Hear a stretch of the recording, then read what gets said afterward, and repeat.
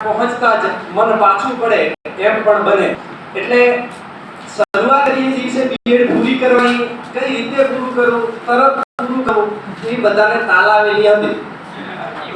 પણ અત્યારના સમયમાં એવું થઈ ગયું કે કાશ હજી 1 મહિનો 2 મહિના આઈઆઈટી વેકેશન ના આપે તો એ ચાલે.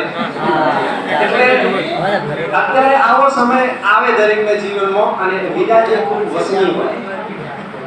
વિદાય જ્યારે પહેલાના સમયમાં ગુરુકુળ જવા માટે રાજાના પુત્રો રાજમહેલ છોડે ત્યારે ત્યાં પણ દુઃખ હોય અને આશ્રમમાંથી વિદ્યા મેળવ્યા પછી પરત ફરે ત્યારે ત્યાં પણ દુઃખ હોય.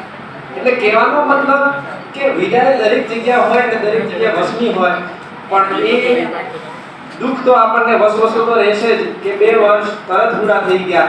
હવે આ માઇક નહીં મળે, ઘણા જણા બોલવા માટે નતા આવતા આગળ, તો આ સ્ટેજ પણ નહીં મળે.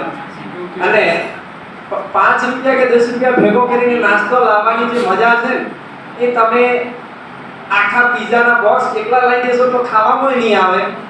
2-5 રૂપિયા ભેગો કરીને દડો લઈને રમવાની મજા કદાચ હવે નહીં આવે. કેમ કે આપણી પાસે ઘણું બધું હશે પણ આ મિત્રો નહીં હોય અને આવો સોનેરી સમય નહીં હોય. અને જીવનની પરીક્ષા ખરેખર હવે ચાલુ થશે. કેમ કે આમાં તો વારે પરીક્ષાને આપણે થિયરિકલ લખીને પૂરું કરીએ, પણ જવાબદારી જે ભોગવશે આપણે કદાચ ઘણા તો લોકો મિત્રો માત્ર સ્ટેટસ જોવા પૂરતા જ રહેશે. કેમ કે આપણી પાસે બધું હશે પણ સમય નહીં હોય.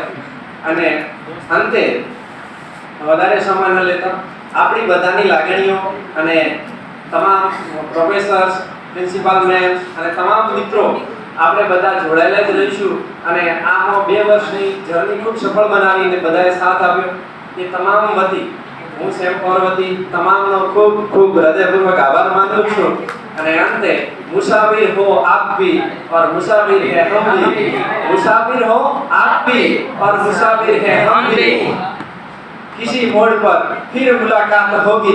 અને એક બીજો શેર થઈ જાય ગુલશન તો फूल खिलेंगे, रहे गुलशन तो फूल खिलेंगे और रही जिंदगी तो पेड़ खिलेंगे.